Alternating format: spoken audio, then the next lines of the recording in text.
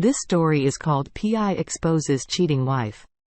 I am a 50-year-old businessman that owns and operates a retail business in my hometown, except for the 4 years in the U.S. Marines. I have never left this area. My last year in the Marine Corps, I met and married Paula.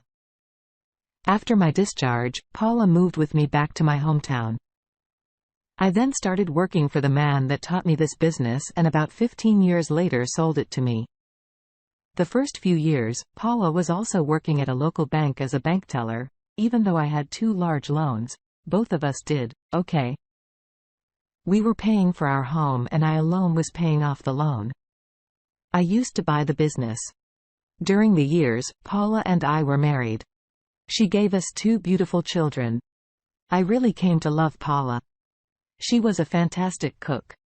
And even though she worked 40 hours a week, always kept the house clean and my dinner was always on the table after my daughter was about 10 years old, Paula started having some medical issues and had to have a hysterectomy for some reason.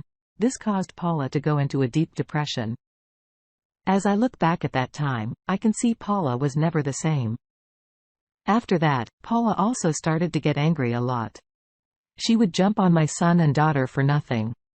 I was at work when my son, then 13, called me. He stopped by a friend's house for about 30 minutes one day and his sister got worried about him. So she called her mother. Then Paula jumped on my son later after she got home from the bank. I am an avid outdoorsman. I love to hunt and fish.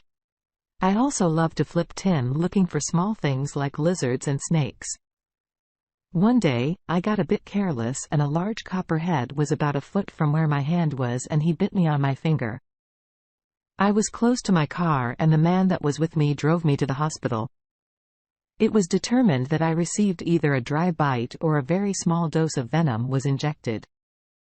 I was given some medication and told to watch my finger for swelling. This happened on a Sunday afternoon. I was not able to locate Paula. When I told her what happened later, she exploded. I was just numb and decided to drive about 15 miles to the interstate where some nice hotels were and checked in the next day. I checked out and went directly to work. When I got there, my son called and said Paula had left just after I did and had not come back home. He and my daughter were still at home because it was a Monday. My kids did not have the money to pay for their meal cards at school. I went directly home, got both my kids and took care of the money. By this time, I was no longer numb. I was pissed. I drove to the bank and discovered Paula was not at work. I had to go back to my business because it was Monday and there were some things that had to be done. My 2 employees could not do so. I went on about my day and after a while pushed Paula out of my mind. I closed my business and headed home. I did not see Paula's car in the driveway, but the kids were at home. Then finally at about 8 p.m. Paula drove up, she spoke to the kids and headed toward our home office and I just slammed the door in her face to her credit. Paula knew I was not in a good state of mind. I had already fed the kids and myself. So Paula made a sandwich and went to our bedroom. I slept in the guest bedroom and that next morning I noticed Paula was giving me wide space. Never once did she say I am sorry. My kids to this day tell me she did not apologize to them either. Then one day, about a week later, Paula suggested we separate and wanted me to move out. I told her I was not moving out and that if anyone moved, it would be her. That was the day I drove into Richmond, Virginia and found a family law attorney. She listened to my story and gave me some advice. First was to record everything while you are alone with her, then speak to the kids and make sure they are not being traumatized.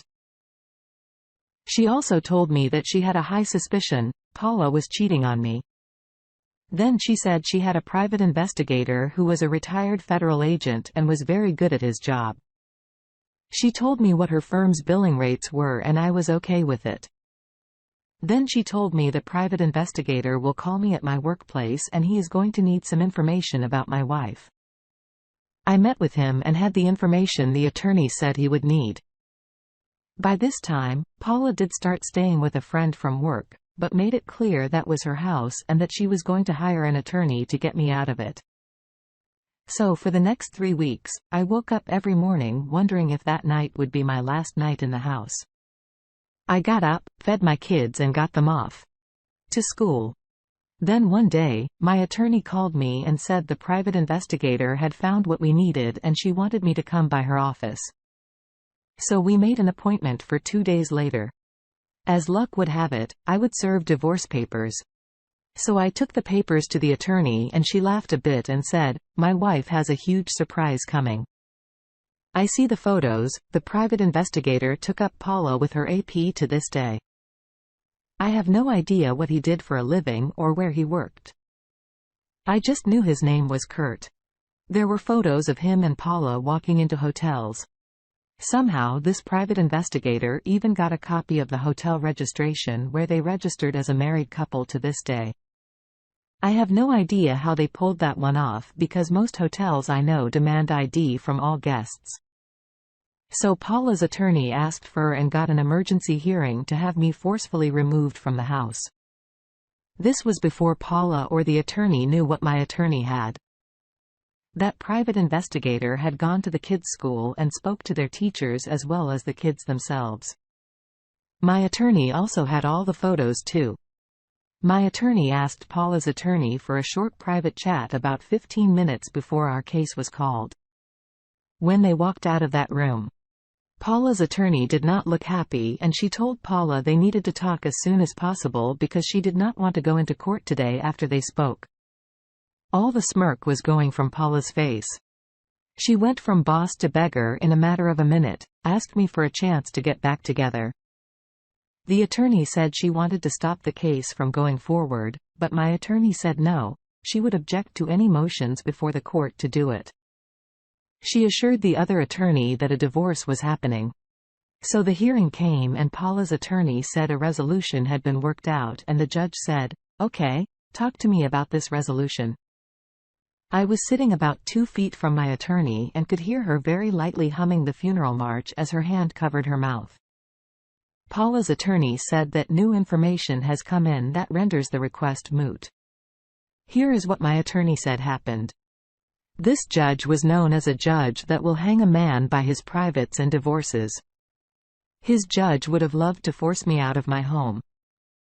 So the judge wanted to know what that information was and if they were going to ask for a dismissal of the case. As Paula's attorney was talking to her, my attorney stood up and said several sentences in Latin and the judge said, "Okay," and told both of us that his clerk will let the attorneys know when the final hearing will be. When I got home, Paula was already there.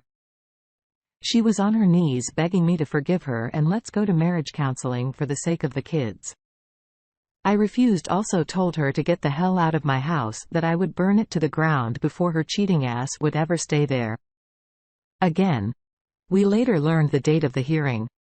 However, my attorney had to file for and was granted an order for Paula to stay out of my home and business. One thing about my attorney, she knows her stuff and does due diligence. When she asks for a court order, this judge granted it because Paula ignored the summons to court. Paula during the hearing was only asking for a chance to be a wife again. She stated she had broken it off with her AP and just wanted to have her family back again when the time came for my attorney to present her case. The first person called was the private investigator. She asked him where he was the night before this hearing. He said observing my wife with the same man. She had been seeing his private investigator when he takes a photo, always lays that day's newspaper in the photo. He had a photo of them kissing with the Richmond paper from the day before in clear sight. The judge told Paula he was granting the divorce on grounds of her adultery and was awarding her nothing. The kids had already told the judge who they wanted to live with. I had to settle with Paula for her part of the house. I also got a few bucks for child support that I honestly just gave to the kids. My world today is my business and my kids. I do have a wonderful girlfriend. Paula finally moved back to her hometown in California. I allowed the kids to fly out there to see her during the summer. And on either Christmas or Thanksgiving today, they are grown. I honestly don't know what happened to Paula that made her blow up our marriage last year. My daughter did one of those DNA things and through it determined she was, in fact, mine. My kids live in the same hometown I have lived in all my life. I asked both if they held any hostility toward me for not taking their mom back. My son said he did at first, but now knows I did what was best for all three of us. My wife 30 comes from a humble background. Her father is an alcoholic. So her mother worked hard all her life to make ends meet. I 30 from a more privileged background. All in family are PhDs. We were different. But when we met at 19, I was in love. She was my first serious relationship. For the first 6 years, we had a long-distance relationship. As I was studying abroad, I moved back and we moved in together. 4 years later, we tied the knot. After about 1 year of marriage, I found out she had been having an affair with her boss at a major marketing firm with a senior partner. I also found out that before the marriage, she had a one-night stand with someone and she also met him for some dates. She also maybe got pregnant and asked this one-night stand for some cash. She says she had an affair with her boss because she enjoyed the perks and was getting on the fast track for promotion. He gave her expensive gifts, attention and time. This started around our wedding, where the pressure of our wedding costs was weighing on her as I was basically taking care of it all. She says she tried to end things, but he threatened to fire her and also beat her. Then said he would commit suicide. The physical violence was frequent with her boss. Her boss came to our home often and comes to many of our social engagements. She always told me that her boss doesn't have friends and she was just getting some brownie points. I bought this. I am such a fool. I even suggested to her to go with her boss to a business meeting outside the city because he is a terrible driver and could do with some company. What's crazy about this is that I am actually way richer than her boss. I have given her every single ounce of freedom. She can take money. No questions asked. She is not enjoying work. She can work at our business. Although I always encouraged her to be independent. I had actually helped her get this job. I paid for her college and basically all her expenses since the start. Best part, I encouraged her to go and talk to management as it would help her. She went and said hi to this guy because of that. She meant everything to me. She says she was happy in our marriage. I certainly was. My faith in her was so enormous that I ignored every sign our sex life was great. She says she never did this for sex. I have lost my future. I worked my ass off to grow our business after the COVID impact. And here she was accepting luxury gifts that I consider pocket change. Although I'm a simple man, I rarely spend on myself and I spend time on clean water projects in Africa. But it's true. I didn't buy things for her mostly because I thought she can buy whatever she wants with her card. And also because I was working all the time. Also her flea mentioned the book from a prior marriage. She texted him recently and had been having many flirtatious messages. She used to cook for her boss. She messaged him things like she wanted to be with him at night, and she did message him once or twice, expressing concerns that she thought he was leaving her after D-Day. Our worlds have collapsed. She has quit her job and says she has become suicidal. She swears she tried to get out but couldn't, and she hates this guy. She is asking for forgiveness if I can take her back. I can't trust her. Or maybe anyone ever again. Update 1 D-Day. She came home after one of her office parties. She was completely drunk at 3 in the morning. She started mumbling. She wanted kids. I asked her who dropped her off. It was her boss. Something snapped in me and checked her phone. Found out her workplace. This company she works for is awful. I just Googled and found out that in 2018 they laid off all senior management due to workplace harassment. And then someone in 2022 filed a case saying no action on her complaint. AP He is in his mid-50s and fat. Quite an ugly dude. Honestly, she has brought him to our house many times. She has taken me to his house many times. She has introduced him to all our friends. She always said it was because he is lonely and doesn't have friends. The extent of his visits were so much that even when I thought something was fishy, I would think who could be that stupid. My father just told me after D-Day that he had told my mother that I was probably approving of this open marriage. He just couldn't believe it that I didn't suspect anything. Her response after D-Day: accepted divorce, accepted to file a lawsuit for workplace harassment. Quit her job though she needs money and is suicidal to a point that her family doesn't even let her use the bathroom with the door closed. She is remorseful and her family is too. She apologizes to me on an hourly basis, asks for forgiveness and a chance to prove she can change. She is asking me what she can do to make up for this. However, due to the magnitude of her betrayal, I am not considering any form of reconciliation, but it's hard on me to stay firm who's during the one-year-long affair.